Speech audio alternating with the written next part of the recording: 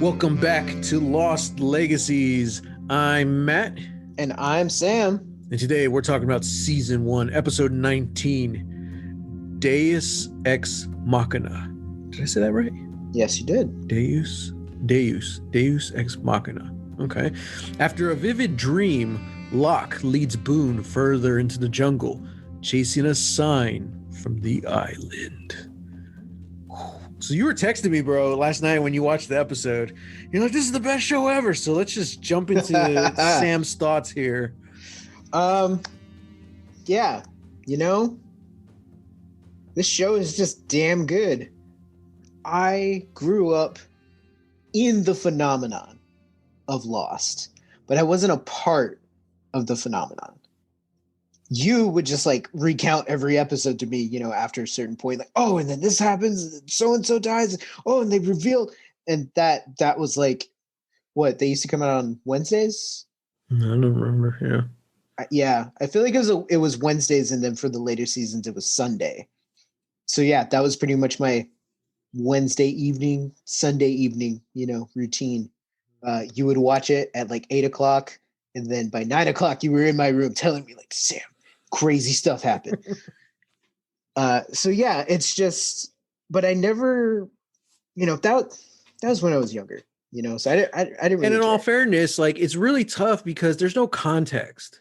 Yeah. And this is a show where like you have, even if you're on board 100% and you understand what's going on, you still really don't understand what's going on.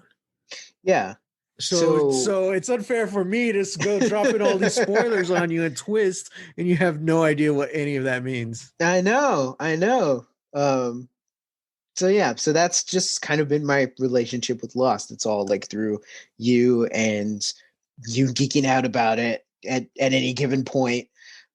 So it's been really fun and eye-opening to just see for myself firsthand, actually sitting down, taking the time to watch the show every week and just be like in awe of some of the things they do. And I don't think it's so weird because this feels, I don't know, this maybe feels like such a subtle episode because I do feel like they're kind of going around, they're kind of hopping around a bit. But man, when it gets to a certain point, it is captivating and I'm in it. And then people fall out of already crashed planes and they might be dead. And then there's like an omen and you're like, what the, and the acting and the music all combined and people are crying and I'm crying with them. And the music is, yeah. So essentially Lost is the greatest show ever made. I'll agree with you, even though I will admit it's not a perfect show. Right. It's still one of the best television shows ever made, even with everyone's, we've mentioned it multiple times of how people are very split and divided over this series. A lot of it has to do with the way it ends, but you can't, it's kind of like Game of Thrones. No matter how it ended, you can't deny that that was genre changing television. Mm-hmm. And that's going to be remembered forever. When you're talking about golden age television, you're like, wow, Game of Thrones is going to be up there. Lost is going to be up there. Mm-hmm. And as far as everything else you were saying, we're in a very interesting and exciting place right now because we're running out of episodes for season 1. So things are starting to ramp up. They're building for a season finale. They're building, the writers are probably already planting seeds for season 2. Actually, that's a good, I just made a really good point, Sam. I wonder at what point did they get renewed for season 2? I think like most shows, they kind of just hope that they're going to get more seasons anyway. So they kind of already start prepping. Right. Obviously there's already so much they threw into this first season, especially because it's so long. They knew they weren't going to be able to address everything in one season. And what's also of note is like last week's episode, the one with Hurley, we started getting I wouldn't say it's like lore heavy, but it's island heavy. So I Mm-hmm. started introducing a lot of new I guess maybe elements, or just it's just making us see the show and the island in different ways. And usually the way it's looked like this first season, like, okay, now we're going to take a step back and we'll do a few episodes dealing with other stuff. But no, it was like right into it. Right after Hurley's episode, we get a Locke episode, and it's big. We still don't know what it means, but there's new landmarks on the island, which open up a whole new bag of questions for us. Mm-hmm. Yeah, I don't know. I mean, it was just this episode and last episode, that's what like Lost was all about, man. Mystery and adventure. That's really Mm-hmm. it. You know, that's what really makes this show what it was. It's mystery and adventure. And then you throw in a lot of heart in there. Yeah. Hurley had it was a great episode for him. This week's Locke, it was a really good episode for him. You really get more into his backstory, even more than his first episode. Mm-hmm. And then we had a lot of good character interactions outside of the main storyline as well. So this was it was a solid episode. Mm-hmm. Definitely a turning point, I think, kind of in the show, and especially the way it ends, because obviously no spoilers here, but the way it ends with Locke is really going to affect what happens going forward, because we were just talking about a couple episodes ago, maybe even just 2 episodes ago, how Locke is positioning himself to be in this like leadership role.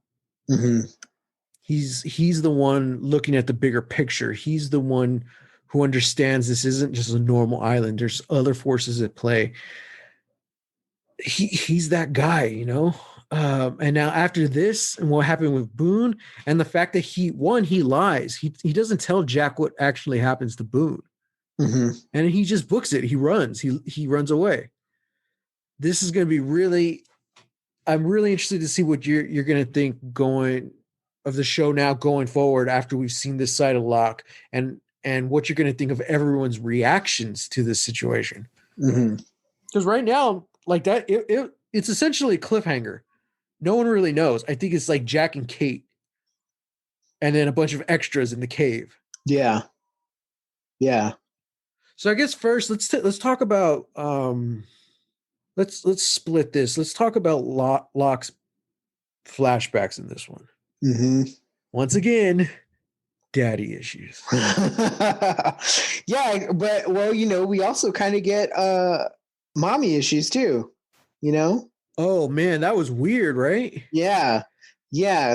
Yeah, this episode starts off where this strange woman is watching Locke, who is like a salesman at Costco, Yeah. teach this kid about the game Mousetrap. And like at first I thought it was like, oh, this is like the kid's mom or something like that, but like maybe they know each other. And then when Locke confronts her, he says like, "Can I help you?" I was like, "Oh, okay." Like so they don't. Yeah, yeah. So yeah, just eventually we find out weird eccentric looking lady is his mom.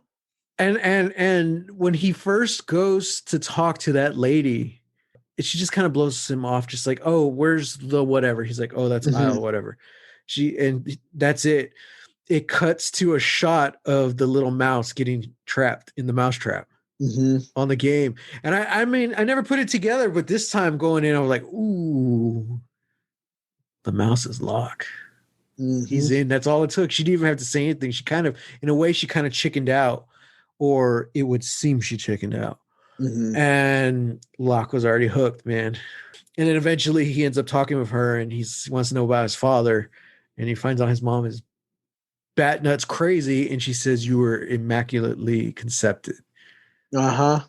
which turns out to be all false, but it was just enough of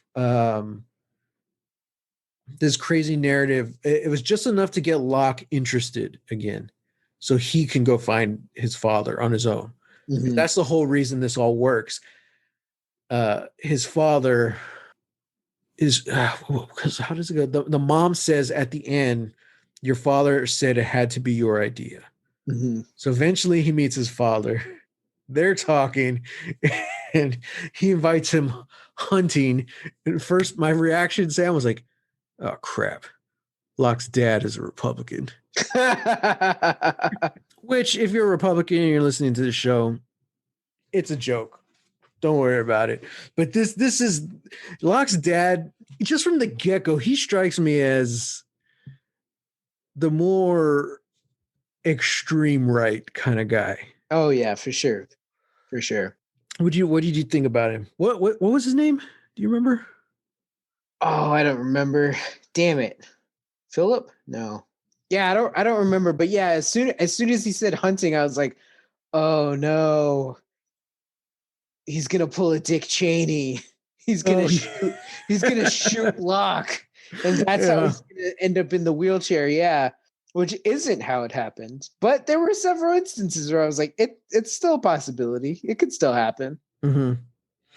It's kind of fun how they're able to like tease little things of his character like that Mm-hmm. because we're curious because we know okay he can walk now on the island, but we don't know why he was paralyzed. Mm-hmm. Oh, Anthony Cooper. That's the father's name. That's right, I just had to look it up. Cooper. That's right. Mm. Yeah, yeah. So, but like it did start off at least in like some sort of safe or just common ground between Locke and Anthony because they're just commiserating over Locke not knowing who his parents were and then finding out his mom's crazy. Like that's there is like a relationship that is being built, and man, that just it sucks because then he sees Anthony hooked up to the dialysis machine in an obvious, now it's obvious, he's like, oh, I thought I said to meet at noon. You're early. And Locke says, oh, I thought you said 11. I'm sorry. And he's, so he sees him hooked to the machine and it's like, obviously like, okay, yeah, Yeah. he probably like planted that and said like, oh yeah, we'll meet at 11 so that Locke could specifically walk in on him getting his treatment. Mm-hmm. Yeah. Just, scum of the earth, these people. This is like a different kind of evil, It's just so essentially if you're listening to this and you haven't seen the episode, I don't know what you're doing because this isn't really a show where we recap every single thing that happens. But to recap, one of the major things that happens is that essentially Locke's father, Cooper, Anthony Cooper, I forgot what is it a kidney or something he needs? Yeah. Essentially he's dying and he needs this kidney transplant. Well, Locke is his son, so he's like, all right, we'll do it. So they do it, and kind of the twist at the end, the flashback is that Cooper set him up the whole time. Like, yeah, he is the father because they're blood related, but he took off. Like, he wants nothing to do with Locke. He just formed his friendship with him just so that he can get the kidney. Mm-hmm. And it's revealed at the end too, because Locke has the final meeting with his mom, where he finds out she isn't crazy. She was just really desperate for money. That's why she did it. Mm-hmm. Which like skipped over a big thing, I guess, is that Locke never knew his birth parents. He grew up in the foster care system. Mm-hmm. So when he sees this woman and then she tells him that it's his mother, that's sort of a big, that's a big deal. Yeah. That is something that people who are adopted or grow up in the foster system, like they do at some point, like have to reconcile with that in some way. And it seems, we can't really say because we only see him for such a short time before this all happens, but he seems happy. He's well adjusted. He's not successful. He's just an employee at a Costco, which is opposite which is opposite of how we saw him in his original flashbacks. Yeah. So we know this happens before that.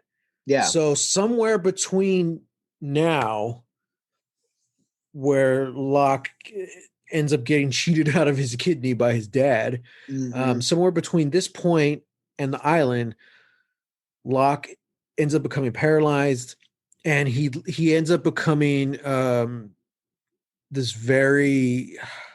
I really feel bad saying it, but I don't know how else to say it. This You really, say it every time. I say it every time. That's why I have to preface that I don't like saying it, but it's this very like uh pathetic type of existence. Like not as a man. Like I won't say he's a pathetic person or character, but it's his existence.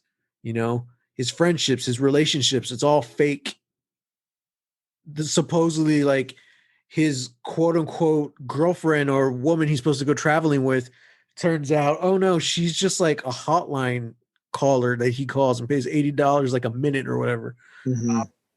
And we really like we see John Locke at his lowest point in his first flashbacks. So now it's so crazy to see him before that point where, like you said, he's pretty well adjusted. He seems like a normal guy. And I have no doubt that obviously, okay, he doesn't end the episode paralyzed, but he definitely ends up broken in some way, Mm-hmm. by having his father do this to him. So we're kind of just seeing the steps now. And what's also cool is that we only have X amount of episodes, but only certain characters are getting multiple flashbacks at this point because we're running out. We don't have time to give everyone 2 episodes at this point. Mm-hmm. So I think we have Jack, Kate, Sawyer. There's a few more, Charlie, Charlie. Locke. Well, actually, that's most of them. Yeah, it's easier to count the ones who only get a single episode this season. Mm-hmm. But now we're starting to see more gaps in time because this first half of the season, a lot of the flashbacks were based around getting them, almost getting them to the island. What were they doing? What were their last days in Australia or Mm-hmm. whatever? What got them onto the plane? Now we're flashing back further. Okay, Kate, if you go back, I'm assuming years ago, I don't know, she was a bank robber. Mm-hmm. And her too, we still don't know what she did to get her on the run. Yeah. We know she robbed a bank, but did she get caught? Does anyone know about that? She revealed that she killed the man she loved. Is that why she's on the run? So it's kind of the same thing with all the other characters, especially Locke. Okay, how does this well-adjusted person become this very meek character who suddenly has this like rebirth on the island where he can walk? And like, I guess you could say Island Locke is the Locke he always wanted to be. Mm-hmm. It's a very roundabout way of saying I'm loving getting the multiple flashbacks now that we're much further into the season. That's pretty much it for Locke's back flashbacks in this. We could talk more about it, but that's essentially the gist of it. On the island, what's happening to Locke? He so when he came to the islands, well, let me say this. When he was on the plane before it crashed, he boarded that plane in a wheelchair. When the plane crashed and he woke up on the beach, he could walk. He could stand. And now, for some reason, he's losing the feeling in his legs again. Yeah. He's becoming unable to walk. Oh man, dude. Yeah. You could just see like the fear in his face because Locke has always been the Rock on that island. No, not the Dwayne Johnson, not the Sean Connery movie. Oh, okay. Okay. But because everyone else, you get to see different sides of them. Even Jack, they've kind of see as one of the fellow survivors, you see Jack go through his ups and downs. Mm-hmm. Locke is very much in a way a constant, and he's a mystery. Still, so many people don't know anything about him. And he kind of uses that to his advantage as well. Mm-hmm. That's why he's kind of becoming this leader figure. Where's I going with that? I don't. What did we just talk about? I yawned and I let out my idea. No yawning. Okay, well, I guess I was trying to get to the point of this is the first time we've really seen Locke shaken, because we can see, at least on the island, because of course, as an audience, we see his flashbacks. Yeah. But to see this happening to him on the island, like, oh man, okay, what's happening? Mm-hmm. And that kind of sends him spiraling into what is starting to look like an obsession. Mm-hmm. He has to get into that hatch. He was brought here for a reason. He was given the ability to walk again for a reason, which is fine. That's his beliefs. But now it's becoming obsessive. And Boone is essentially quitting. He's like, all right, I give up. But then Locke has this crazy dream where his mom shows up and Boone is covered in blood, talking about, that was pretty creepy. Teresa falls up the stairs. Teresa falls down the stairs. Teresa falls up the stairs. Teresa falls down the stairs. And then he ends up seeing the plane crash, a different plane crash, a yellow plane crash onto the island. Yeah. Which I have to say, did you realize that was a dream at first? No. Neither did I. It totally caught me off guard, because it starts off just as, how does that scene begin? It's him and Boone talking. Yeah, Boone shows up, and Locke's already trying to reassemble the trebuchet, and he tells Boone, like, "You're late for what? You're late for work." Yeah. And then they start talking all this stuff, and then Locke essentially, like, tells him, like, we need to do this. And I think Boone's going off on a tangent, and then we see the plane coming down. Like, we hear it. Locke looks up. It comes down. We hear it crash. He's like, "Did you see that?" And he looks back at Boone, and Boone is just covered in blood. And he starts saying that, that little phrase. Then he turns around and he sees his mom, and his mom's arm is sort of like janky, like pointing up and down, like up at the plane. Yeah. I didn't realize that was a dream until that moment. I was like, what's going on? Oh, okay. Yeah, me too. Man, it is just a dream, man. Because they've had like dream sequences before this season, but it's almost right off the bat you realize it's a dream. When Claire kind of had her nightmare, we know almost instantly. There's another one at some point. Oh, Boone, he has his whole hallucination trip. But that was almost like a whole episode that you didn't realize was in his head, so it was a little different. But yeah, it really caught me off guard. I was like, oh, okay, good on you, Lost. I've seen this episode before and I completely forgot. So yeah. But yeah, so Locke ends up convincing Boone to go further into the island because he brings up Teresa and what he's saying. And eventually, after some time, Boone explains how Teresa was his nanny. And Boone he was so upset with his mom for never being there, he would take it out on the nanny.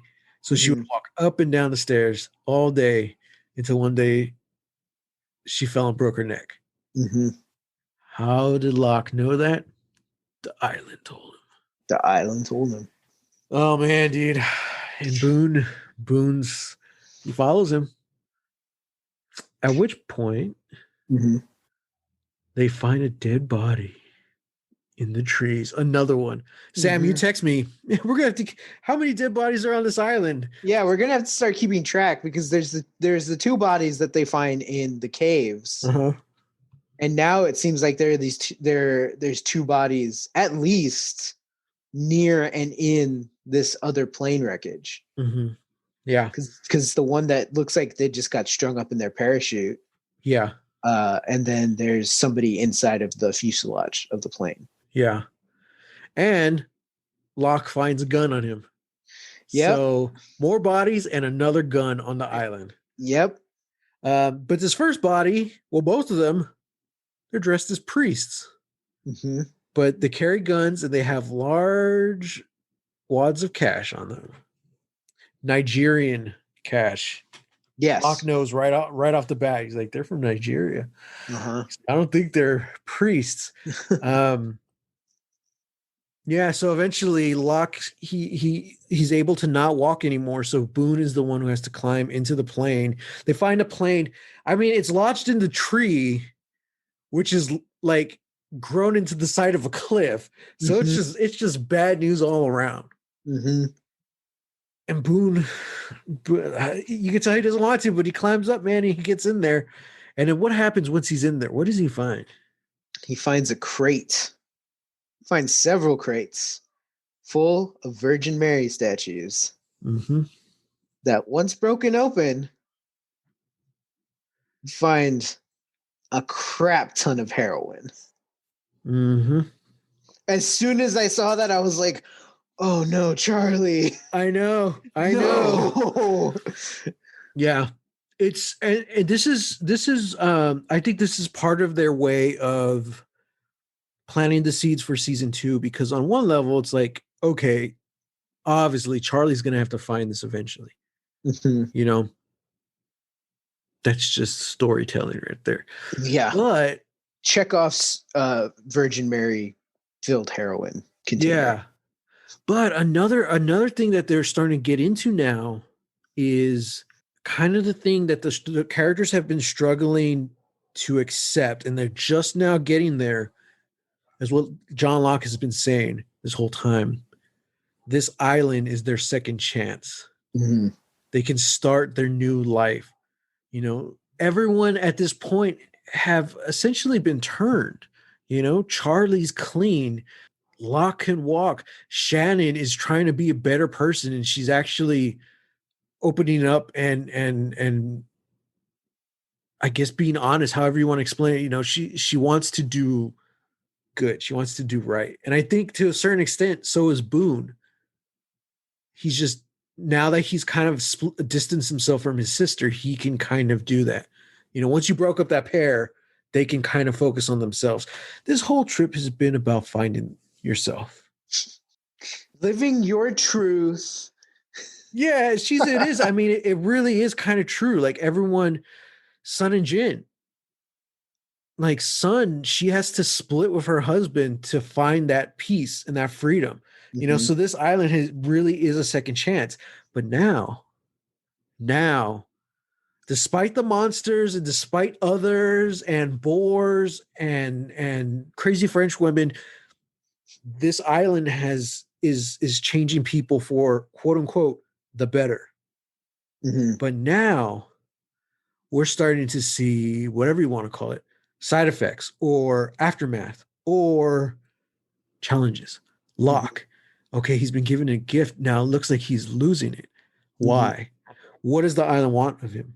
Charlie has just come clean. He's clean off of drugs, and they find buttloads of heroin on the island. Mm-hmm. It's kind of like this give and take. It's kind of again, it's the light and the dark. It's the good and the evil. Mm-hmm. And slowly we're starting to see more and more of that. I'm excited to see how it goes forward. So those are warning shots for Charlie. Mm-hmm. Yeah. So it's crazy because, you know, obviously Locke is pretty heartbroken about, you know, all of this, like his dreams, his whatever they are, if they're prophecies or whatever omens, they all lead him to this plane. And the plane is just, you know, it's from drug runners. You know, that's what it is. You know, they've got drug money, they've got drugs, trying to get away, go somewhere, don't know where, and they just ended up on the island. And it feels like that's it. It's sort of all for naught, you know, whatever this was. Until Boone goes into the cockpit and starts messing with the radio, Transceiver. the transceiver, Mm-hmm. and it turns on. And he hears a voice on the other end. And it's not like Rousseau's message where it's just a repeating phrase, because somebody is answering him. He Mhm. keeps repeating like, hello, hello, like mayday, mayday, we've crashed. We're the survivors of flight Oceanic 815. And the person responds, there were no survivors of Oceanic flight 815. Is that what he says? That's what it sounded like. I thought that's what it said. I'll go ahead and say this right now because it's tough because the second the guy on the radio says his line, you hear the tree snap and the plane start falling. So Yeah. it's really noisy. So I heard what he said and I put it on the captions just to double check. But he says, Boone says, we're the survivors of Oceanic 815. Mm-hmm. The voice on the other one says, no, we're the survivors of Oceanic 815. Oh, And that's when the plane falls. oh, okay. Yeah, so close. That's why I was waiting. I'm like, wait, did Sam hear it? So pretty Dang it. close. Dang But it. yeah, Okay. yeah, yeah. So that was it's like a huge twist, but at the same time, it wasn't given uh a proper amount of time to really set in, and I think they Mm-hmm. did that on purpose. Especially this is 2005, so there was no streaming. Mm-hmm. Like if you missed this episode, I think at the time you could rewatch it like on the ABC site. I think. I think so. I think they used to do a thing too. So for the more tech savvy, you could watch it on I think the ABC website. Yeah. For everybody else, I think they would like re-air the episodes before the new season started. Like I think I remember like they would play it during the summer. It was at a different time slot. It was on a different Yeah. day and everything. But yeah, I think like they did that, or they would do like 2 episodes in some so that they could Yeah. like lead up to or whatever.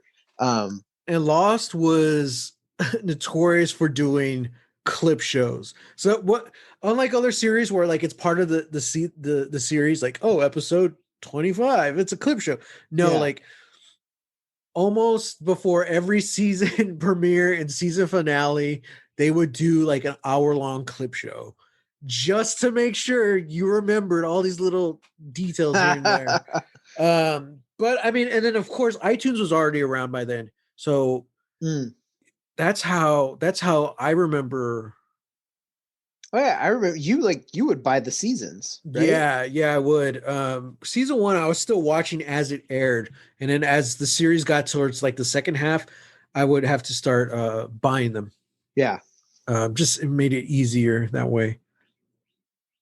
What a twist! So yeah, the plane crashes and essentially like smashes Boone up, and Locke has to like steal his resolve and get up, and he moves his wobbly legs and he pulls Boone out and throws him over his shoulders, and he heads back towards the caves, Mm-hmm.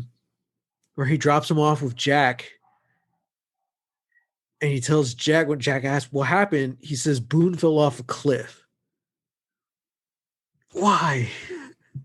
Why, Locke? I mean, okay, let's take into account everything that's happened before and then what happens right after. Because everything that's happened before, Locke is he's playing his cards very close to the chest. Yeah. Even though he spent probably the most time on this island with Boone, he's not telling Boone anything. Boone doesn't know Yeah. who this guy is. And like every time he tries to talk about, he tries to ask him about his life, Locke just deflects. It's like, yeah, it's boring. Doesn't matter, And I think in his mind, it's like, yeah, who I was, who all of us were before, doesn't matter because we're here now. And this technically is potentially going to be the only place we'll ever see again. So Locke has already prepared for that in his head. And this island has given him like this gift back. He's able to walk, he's able to move again. We don't know how long he was in that wheelchair, but it's enough if it's enough time for him to slowly fall into this depression that is just kind of gone by the time he wakes up on the island in the crash. So we see him figuring things out. We see him piecing together what this island is doing, to the point where he can come face to face with Jack, who's seeing his dead father. Locke doesn't even bat an eye. Just like, yeah, obviously. That's obviously what's happening. Like, you got to go do the thing that you have to do. He's sitting down and talking with people, trying to get them to open their minds. It's weird because I don't want to just like dumb it down to this sort of like new age, like spirituality thing. But essentially, that's kind of what Locke is trying to do. He's trying to just open up people's third eye, like leave the worldly and like leave your possessions and just look at everything that's around you. Take that in, because this island is giving us something. So there's that. They find the hatch. They don't know what it does. They make this giant trebuchet to try and break it open, and it doesn't work, and that pisses Locke off. So he's like, fine, we're just going to have to keep doing it. We have to do it better. And at the same time, he's losing feeling in his legs again. So he's having these strange dreams. So he's at this point where, yeah, he's obsessed. Up to this point, the island has done nothing but give. And now it's not working the way it should. The trebuchet doesn't work. His legs, his ability to walk and stand are being taken away from him. His dreams, they potentially meant nothing because it just led them to a drug runner's crashed plane. It's what happens after that. That's why, because the plane crashes, Boone gets very gravely injured. And when he takes him back, he's not going to explain. There's no time for him to explain because Locke is reconciling with the fact that, like, this is my fault.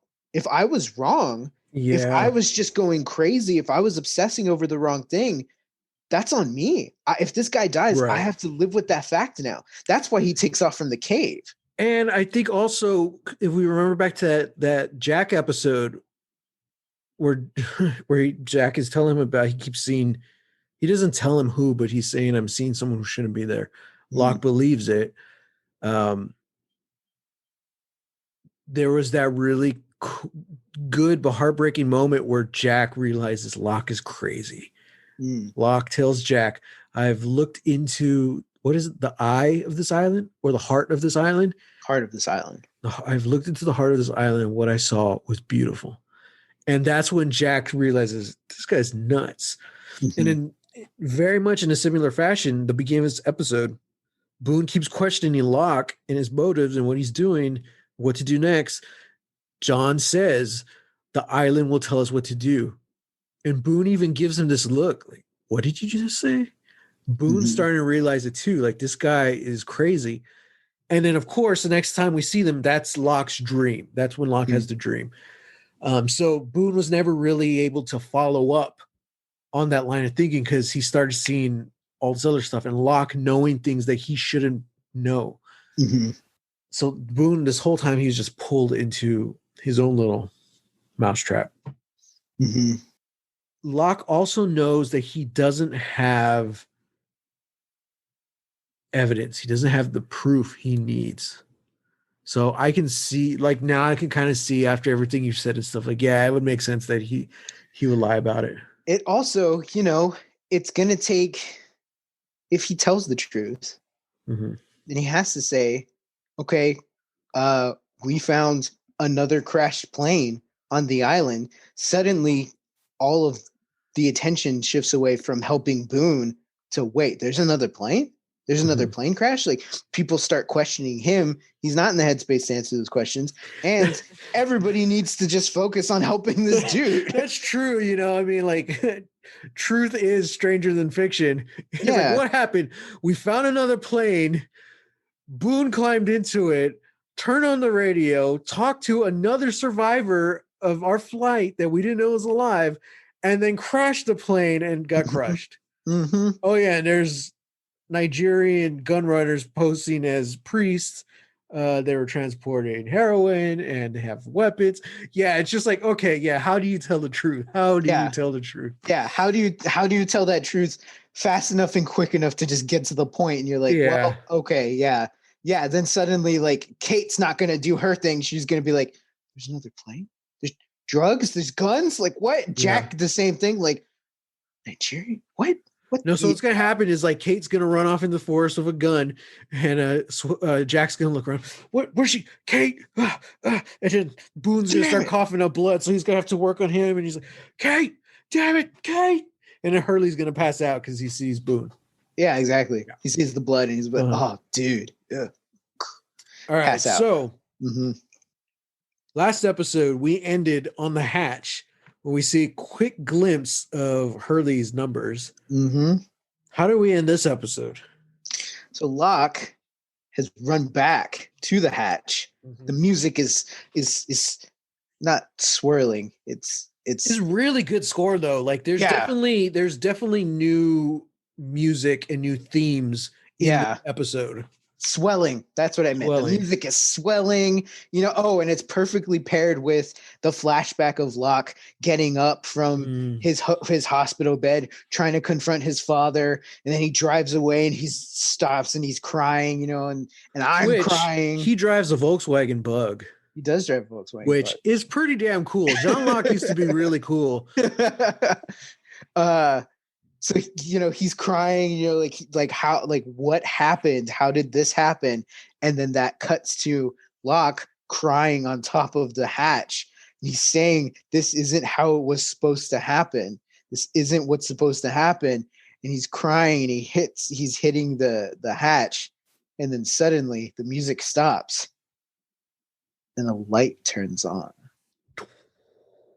from within the hatch. Mm-hmm. And Locke stops crying and looks inside. And that's what it ends. Yeah. Oh, man. I can't remember. I don't know. I can't remember the last time I was like this captivated by an episode, like a cliffhanger like this, And it sucks because I might not get a resolution to this for another like 3 episodes, Yeah, who knows? Because that's how Lost works. That's just how these episodes are. That's how these old shows are. So it's like, yeah. And especially what helps them get away with it is that it's an ensemble. Yes. Yeah. So it'd be different if it's just not addressed, but the fact that you have like 10 people on your cast, you're like, oh, well, you know what? We might not have John Locke in the next episode. What? Well, like, what are you talking about? You can't have Locke in the next. Yeah. It's like, obviously Locke has to be the next episode. It's like, it's not.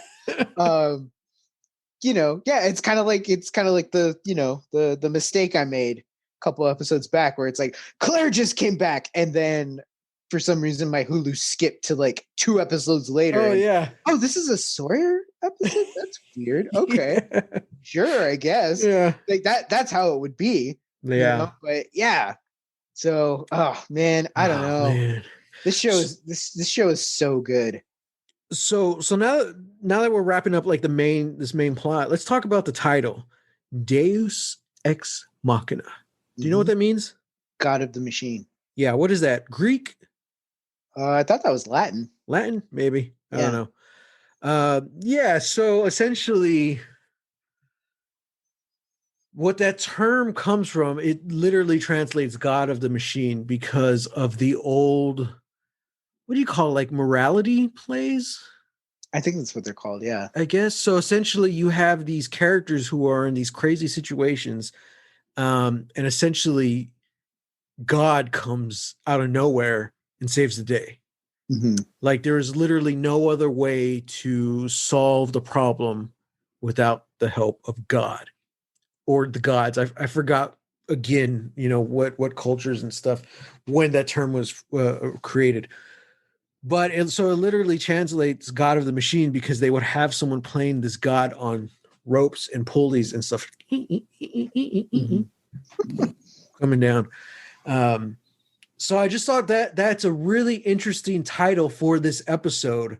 And I think it specifically refers to the last 5 seconds, that twist at the end. Something from, again, beyond whatever this island is, whatever's happening on this island. Again, it doesn't come out, doesn't reach out until those last 5 seconds. You're like, which I Beautiful.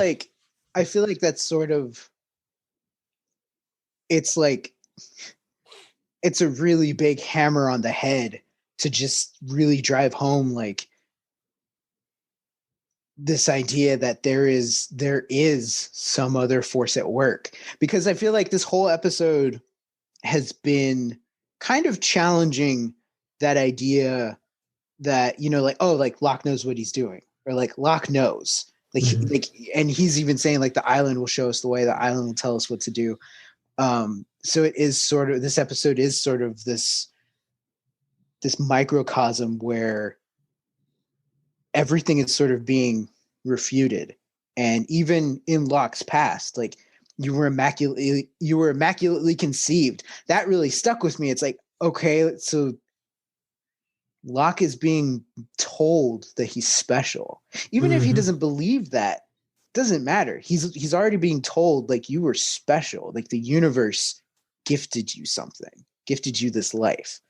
And then when he sees his dad, you know, it goes through this whole thing, has this relationship. It does feel sort of like kind of divine intervention. I meet this man at this point in my life. We have a relationship. We could potentially be the father and son that we never got to be to each other. And then it's taken away from him. And it's told it's all fake. None of that was real. Even his mom is saying, like, I just needed the money. So the immaculate conception is fake. All of these things, even his legs, the ability to walk, that's being taken from him. Whereas Locke has always seen this as like, this is a divine gift, or this is a gift from another force unknown. Now it's being taken away. So every single thing that is happening in this episode is just pulling and pulling and pulling and ripping at Locke, to the point where in those final moments, I think he's ready to quit.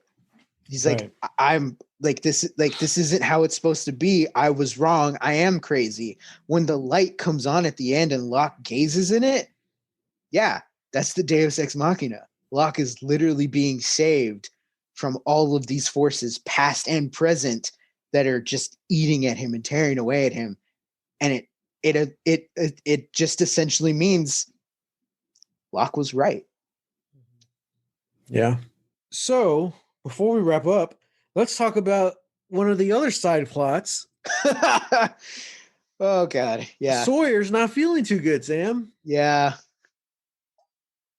I love this. So essentially Sawyer's been having these killer headaches.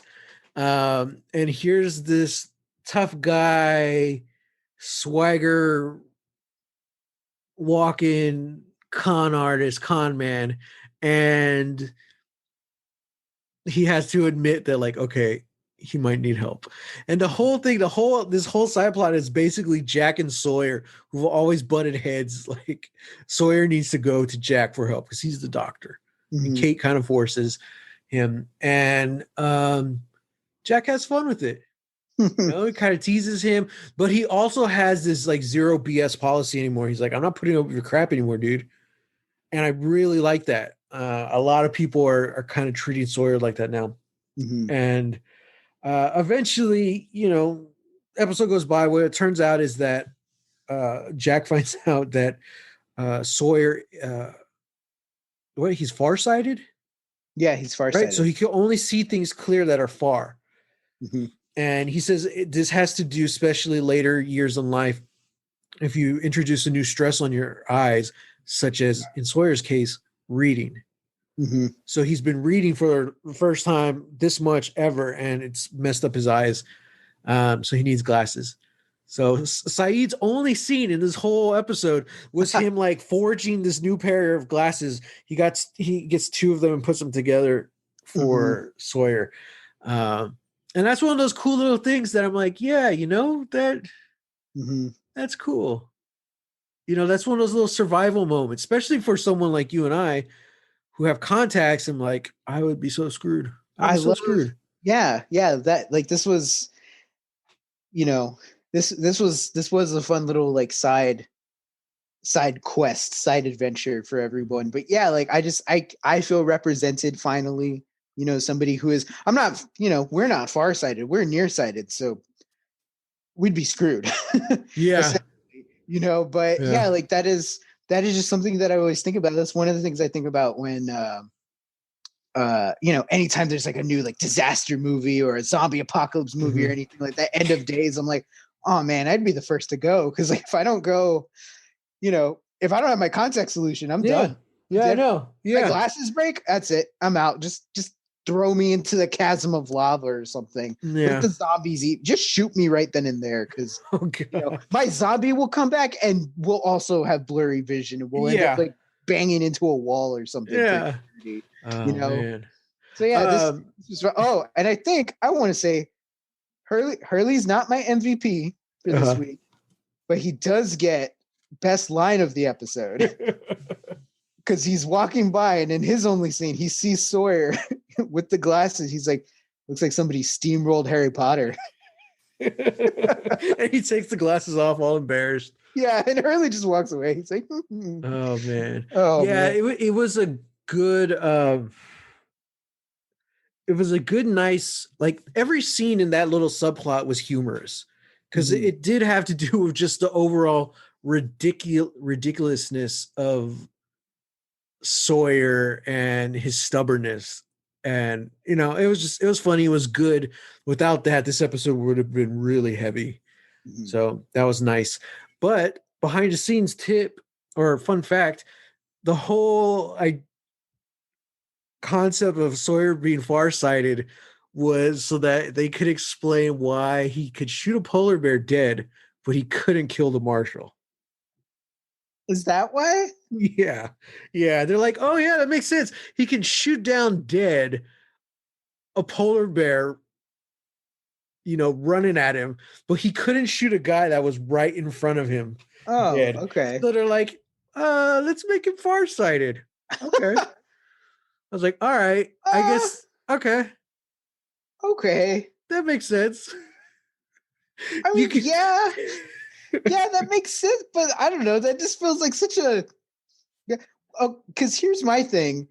Sawyer killed the polar bear because he emptied his entire clip of bullets into that bear. Yeah, it's true. Like, that's my thing. You know, Yeah. like it doesn't matter. Sawyer's not a marksman. Hmm. You know, like he comes packing, into the island second episode with a gun, and you're like, oh, this guy means business. He knows what he's doing. He can't shoot. He can't shoot worth a damn. All right. Yeah. He empties that gun into the bear. That's why the bear died, not Yeah. because he's a marksman. So him shooting the marshal, that's just a nice little character thing for me because it's like he's walking around big and bad, like I'm the guy who's gonna make the hard call you don't want to make. He goes in, shoots the guy, and can't kill him because he doesn't know anatomy. He doesn't know where to freaking kill a guy. Yeah. Like Yeah. that's just me. I don't know.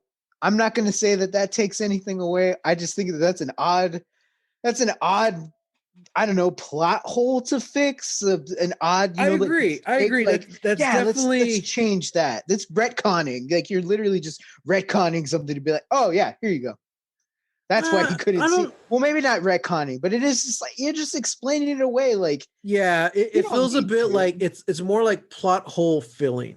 Yeah. Like, well, yeah, like it's definitely a reaction kind of writer's move. Like, oh, Yeah. okay, yeah, we just got to fix this. So, but interestingly enough, this is the first episode written by the double combo of Damon Lindelof and Carlton Hughes, Oh, okay. who at this point they're already showrunners essentially. So Yeah. this is the first one that they worked on together, which we'll see that team up for the rest of the series because they're the Mm-hmm. showrunners. Mm-hmm. So, Okay. all right. So, what do we do first? Predictions, right? Or MVPs? We'll do MVPs. Let's do MVPs. Okay. What do you got? Terry O'Quinn. Terry O'Quinn. There you go. 100%. Just need I say more? Yeah. Done. Oh, okay. What? No, I said, need I say more? And you said, yeah. Yeah. Oh, Yeah. Say more. Well then. Oh boy, dude. I'm gonna have to give it to the writers on this one. Because there wasn't really any other characters. I mean, the other main character would be his father, Cooper. Mm-hmm. But even then, like this was Terry O'Quinn's show. And I already mentioned the music was outstanding and everything. And Mm-hmm. yeah, I mean, I think the only other one would be Boone. And even then, like Boone didn't really have much to do. We saw a little bit in the beginning where he starts questioning Locke, but then other than that, like his main purpose is to get pulled into that trap. You know what I mean? Mm-hmm. So Mm-hmm. I think I'm really going to give it to the writers on this one, Lindelof and Hughes, because just, I mean, essentially everything we just said, you know, I thought it's brilliant storytelling, the way they pulled this hour off, the way this chapter adds more to Locke's character and how we see him, Mm-hmm. and the way it also sets up and starts setting the ground for the last couple of episodes of the season and maybe even beyond that. So Mm-hmm. Lindelof and Hughes, they're getting my Okay. MVPs. All Which right. this is like our first three-way MVP. Yeah. But I mean, also, I mean, there's a lot of these episodes have team up double writers. Yeah. So this might not be the last one. Okay, so what are your predictions going forward? Oh man, we're in the end game now, so I don't know. Obviously, the hatch has to get open at some point in these next couple episodes. I'll just say, as far as the hatch goes, I'll just say that there's gonna be like a race to the hatch. Like people are gonna want to go there because they're gonna want to find out what's there. The hatch is just gonna cause problems. Mm-hmm. I feel like Locke's gonna go AWOL at this point. Like after this, I feel like I think something is snapped inside of him, and he's gonna go maybe he's gonna go AWOL. He's gonna not go like into the best interest of the group because he just needs to know about the island. Interesting. Okay. Mm-hmm. Cool. Mm-hmm. Well, we will definitely find out if you're right or wrong. So next week, we're talking about season 1, episode 20, Do No Harm. The survivors must race against time when they face not one, but 2 medical emergencies. Oh crap. Whoa. Well, Sam, I had fun and I can't wait till next week when we do it again. Same here, brother. All right, so if y'all want to track me down on the social medias, I am at _Matt Jimenez on Twitter. And I always forget to mention this, I am on Instagram at Holy Hand Grenade of Antioch. You can find me at Twitter and Instagram at Reel, that's REEL, Texas Weirdo. Cool. All right, Sam, until next time, get lost. Get lost.